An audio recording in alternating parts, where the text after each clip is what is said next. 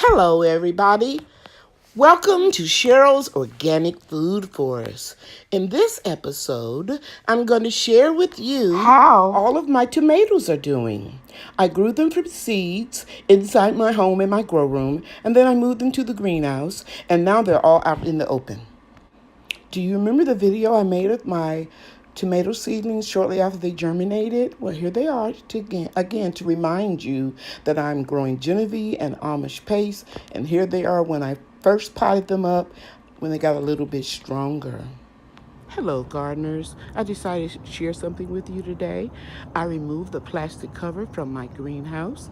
This greenhouse is 20 feet long, and it is 10 feet wide and 7 feet high, and my tomato plants were touching the top of the plastic covering, and it was just getting entirely too hot and difficult for me to cool it off, even with the windows open and the zippered opening.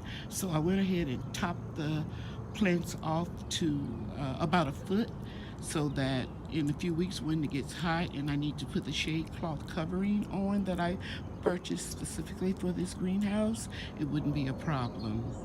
And another thing that I want to share with you is I decided to go ahead and build another raised garden bed inside of here.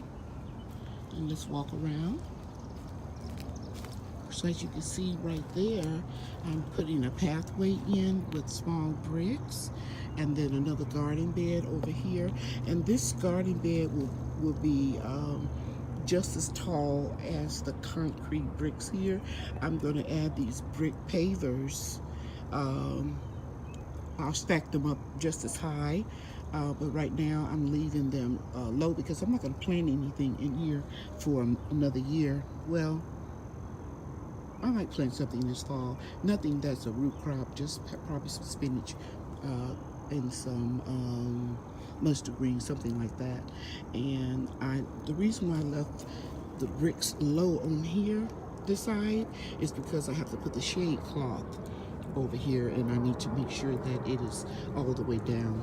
And now, since it's next to the privacy fence, that's the only way I'm going to be able to determine if I have it all the way down. And another thing I'm doing is I'm making sure that I have plenty of room for my seedling trays. As you can see, I'm walking down this pathway, and I have all of these shelves over here that I can put my seedlings on in the spring.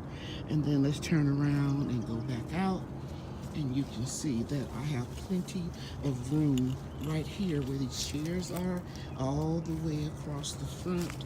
And those tomato plants won't be there. I can put all my citrus trees right in here. So I think I'm making good use of my space. Okay. I decided that I didn't like how the Amish Paste tomatoes were growing. They were growing real weak and lanky. So I planted 2 celebrity tomatoes seeds, and I'm glad that I did because they are looking phenomenal. And I wish I had planted more celebrities, but I wanted to try something new this year. And as you can see here, the celebrity tomatoes put on the blooms first, as well as tomatoes. But keep in mind, these were growing inside my greenhouse.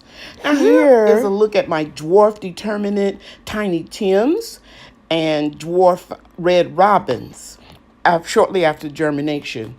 And now this is what they look like today. They're doing wonderful. These are my patio tomatoes, and we'll be eating these as opposed to the other tomatoes we will be canning.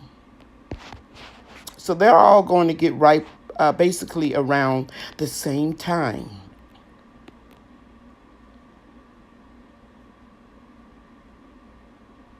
And they were started in the green room and then moved to the greenhouse, and then finally in March outside.